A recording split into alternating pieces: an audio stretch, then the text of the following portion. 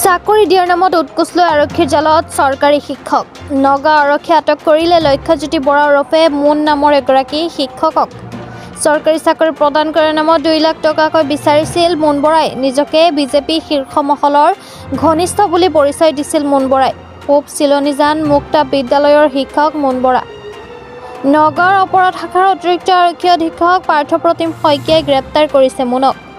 ভাৰতীয় ন্যায় সংহিতাৰ 61(2)/118(4)/308(2) ধাৰাত নগাঁও সদৰ থানাই মুনৰ বিৰুদ্ধে ৰুজু কৰিছে 984/24 নম্বৰত এটা গোচৰ। নগাঁও আৰক্ষী অধীক্ষক স্বপ্ননীল ডেকাই সংবাদমেলত জনালে এই তথ্য।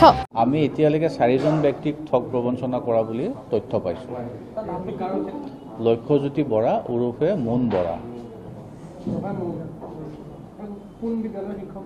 তেওঁ পূব চিলনী মুক্তা বিদ্যালয় প্ৰধান শিক্ষক নেকি আমি এইটো ভেৰিফাই কৰিম। আমি আজি আনিছোঁহে। ইনস্পেক্টৰ অফ স্কুলছৰ লগত আমি কথা পাতি ল'ম। গোচৰটো আমি এতিয়া ৰুজু কৰি অলপ পিছত নাম্বাৰটো আপোনালোকক দি দিম। আমি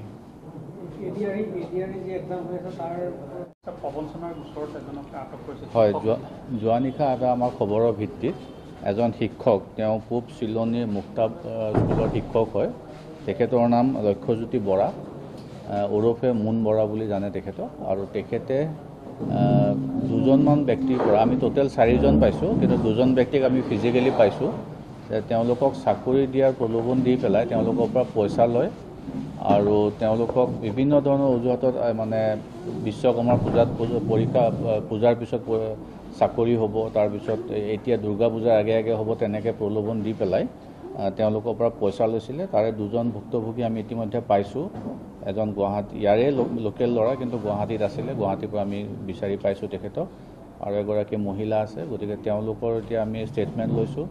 তেওঁক আমি আজি এৰেষ্ট কৰিম আৰু এৰেষ্ট কৰাৰ পিছত তেওঁৰ মোবাইলৰ পৰীক্ষা কৰি আৰু কি তথ্য আমি উলিয়াব পাৰোঁ সেইটো চাম।